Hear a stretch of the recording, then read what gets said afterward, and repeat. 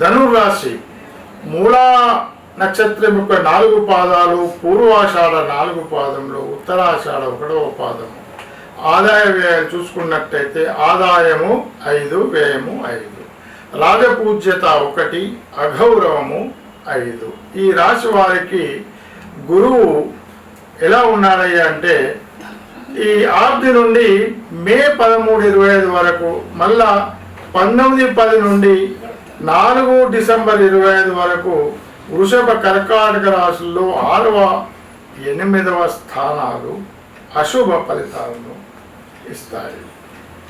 మళ్ళీ చూసుకున్నట్టయితే 14 మే 25 నుండి 18 అక్టోబర్ 25 వరకు, మరల 5 డిసెంబర్ 25 నుండి సంవత్సరాంతం వరకు మిథున రాశిలో 7వ స్థానంలో గురువు వారు శుభ ఫలితాలను ఇవ్వడం వలన రాజకీయ వ్యవహారాల్లో జయము, ఆరోగ్యము, అభీష్టకార్య సిద్ధి కలుగును.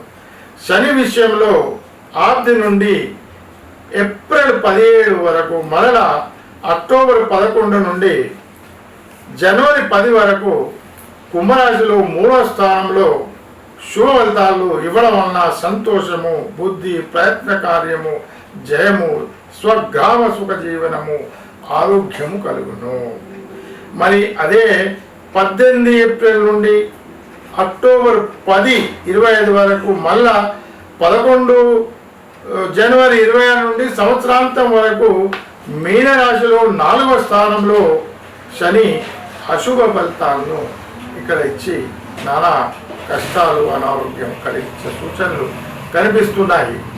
రాహు విషయంలో ఆబ్ది నుండి ఏప్రిల్ మే 16 వరకు 4వ స్థానంలో అశుభము, 17 మే నుండి వత్సరాంతం వరకు 3వ స్థానంలో రాహు శుభ ఫలితాన్ని ఇవ్వడం వలన ధన, శరీర సర్వత్ర అనుకూలం ఉండును. కేతువు ఆబ్ది నుండి 16 మే 25 వరకు 10వ స్థానంలో శుభుడు అయి భోజన, సౌఖ్య, సదానంద, సుఖ సంతోషాలు, శరీర బలం కలిగిస్తారు. అదే 17 మే 25 నుండి వత్సరాంతం వరకు 9వ స్థానంలో కేతువు అశుభుడవటం వలన పశు, ధన, ధాన్య, కార్య విఘ్నాలు కలిగిస్తాడు.